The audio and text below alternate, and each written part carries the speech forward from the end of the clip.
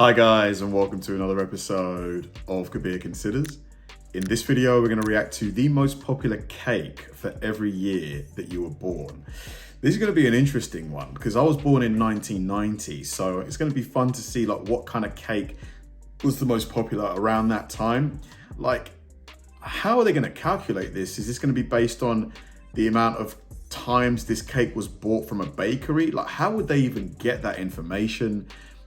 Maybe like, because do they even keep statistics like this? It should be an interesting one. Chances are you have your favorite go-to birthday cake, but Doesn't how look about great, enjoying does it? the one everyone was eating on the day you were born? Let's take a walk down memory lane and look at all the biggest, best, and most popular cakes that have trended over the years. So, what was the most popular cake the year you were born? 1948 to 1956, chiffon cake.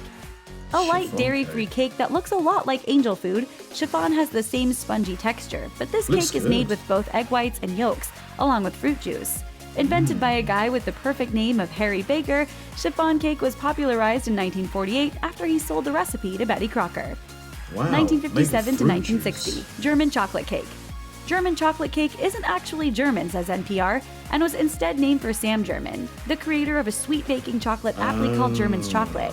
Even though the chocolate hit the market in 1852, Looks kinda good. it wasn't until 1957 that it became hugely popular, when a Texas baker sent her chocolate cake recipe to a Dallas newspaper. German sweet baking chocolate was the key ingredient, and the cake was so popular, their sales rose around 73%.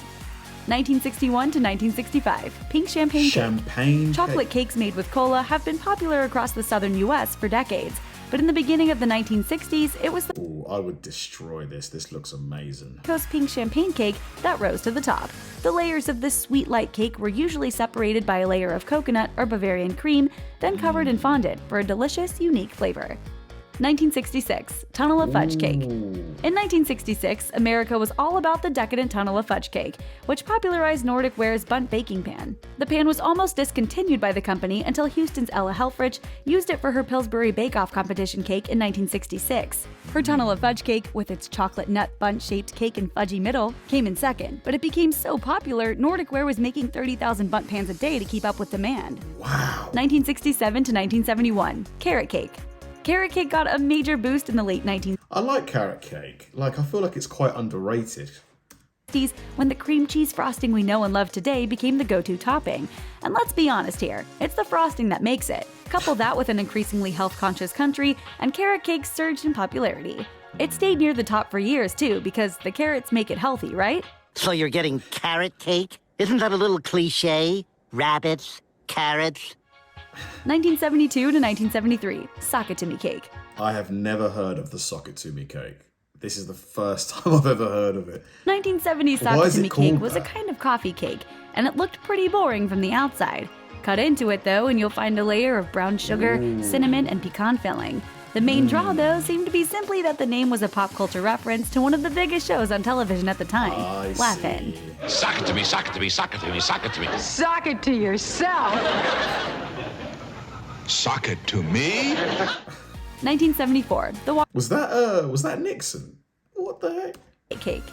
Some events define an era, and Watergate was one of those events. It was so earth-shattering that it even spawned a dessert, a white cake colored bright green with the help of club soda and pistachio jello. Sounds weird? It totally was. And it was also massively popular around the time of President Nixon's resignation. According to Atlas Obscura, it was defined as a cake hiding a ton of nuts beneath a heavy cover-up of icing, and it was timely. At least the Watergate cake usually came with a sweet center. 1975 to 1977, Jell-O poke cakes. Jell-O was huge in the 70s, and the invention of the Jell-O cake put it over the top, integrating the cake So is there Jello in the cake? Must have made it really sort of like wobbly. Jell-O only requires poking some holes in the cake and pouring in the Jell-O. It's both see. simple and tasty, so it's no wonder this slightly psychedelic cake was so popular. 1978 to 1983, hummingbird cake. A light cake filled with the sweet flavors of banana and pineapple, hummingbird cake hit the big time with the February 1978 issue of Southern Living. That's when Mrs. L.H. Wiggins' recipe was published, and for decades, it's remained their most requested recipe. 1984 to 1987, tiramisu. Ooh, yeah. God, you can never go wrong with a tiramisu. Oh, such a tasty cake. Origins of tiramisu are shrouded in mystery, and so Italy, is its right? sudden rise to fame as America's favorite cake of the 80s. The word tiramisu first appeared in print in 1982, and the first recipe for the spongy, chocolatey, espresso-infused cake was published in 1983. Within a year, tiramisu was a national craze, right up there with Wow, so it wasn't invented in Italy. I thought it was like it came from Italy. warmers and Cabbage Patch Kids, only much, much tastier. 1988, chocolate praline layer cake. In 1988, Pillsbury Bake Off competition introduced another star to the dessert world with the chocolate praline layer cake. Julie Bankston's recipe for a devil's food cake layered with sugary pecans and whipped cream proved that box cake mix definitely doesn't have to be boring, and that layered cakes don't have to be difficult. No wonder it was a massive hit. 1989 to 1990, Funfetti. Funfetti. In 1989, Pillsbury did something revolutionary. They put rainbow sprinkles in the cake batter itself instead of just on top. It's a pretty simple idea, but according to the New York Times, Funfetti kicked off a craze that defined 1990s cake. Yeah, they still sell these cakes quite everywhere. If you go to any kind of normal bakery here, yeah, you'll see these kind of cakes everywhere. We call it like a fairy cake. Hey, with it's got sprinkles. fun right in the name, so you know it's good. 1991 to 1994, chocolate lava cake. Hard to believe, but once upon a time, nobody had ever heard of chocolate lava cake. Wow. That changed in the early Such a 90s when this delicious warm cake chocolate as cake well. with a gooey center became what Chef Sherry Yard calls the viral dessert of the 90s. It soon spread from coast to coast, and now just about every mid-priced restaurant in America offers it as a delicious dessert option. 1995, Viennetta. Ooh, In 1995, you couldn't turn on the I remember, like in the 90s growing up, if you got a KFC bucket, they would give you like a Viennetta for free. We used to like get so excited when we'd see it come. television without seeing commercials for Breyer's Viennetta. Eater called it the most distinguished ice cream cake of the 90s, and it definitely was. Unfortunately, these days you have to go overseas to discover the decadence of mid-90s ice cream cake, as Viennetta is no longer widely available in America. But we Why? think it's worth the trip. It's 1996 to 1999, Red Velvet. Red Velvet. According to food historian Kim Severson, Red Velvet dates back to the 19th century, with the red part just a gimmick to sell more food coloring. But the recipe took off after a cameo appearance in the 1989 film Steel Magnolias and led to a new version of the cake being introduced by New York City's Magnolia Bakery in 1996. Red Velvet everything became the rage. Our taste buds thank you, Shirley MacLaine. 2000, anything in cupcake form.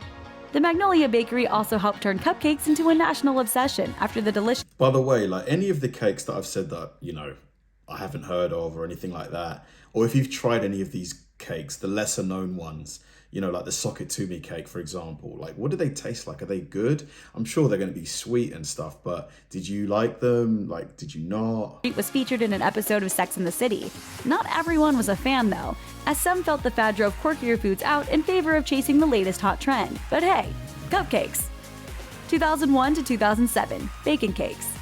According to the Bacon? National Pork Board, On a bacon cake? sales jumped 25% in 2001, and we haven't looked back since, with recipes for maple bacon cakes, bacon and blueberry cakes, bourbon bacon cakes, and cakes filled with brown sugar. I don't know, man. I love bacon, but this is like, for me, this might be a step too far. Bacon on a cake? I don't know. Bacony goodness, bacon reigned for years in a delicious dictatorship of savory goodness. 2008, anything in cake pop form. Thanks to social media, it's all about the trends. Cakes gave way to cupcakes, and in 2008, blogger Angie Dudley, better known to some as Bakerella, created the cake pop. After Dudley appeared on The Martha Stewart Show to demonstrate her genius invention, cake pops became a national obsession, turning her book Cake Pops, Tips, Tricks, and Recipes for More Than 40 Irresistible Mini Treats into a New York Times bestseller. Our review? Yum! Thanks for watching. Click the mashed icon to subscribe. Watching that brought back so many memories for the Viennetta cake. Like, there was just nothing better as a kid to like get home from school. There's a bucket of KFC waiting for you. There's a Viennetta in the freezer. Oh my God. I'm telling you guys, if you can try it, do it. It really, really is tasty. But yeah, let me know, like the socket to me cake, what was that even like? Thanks for watching, guys, and I'll see you in the next one.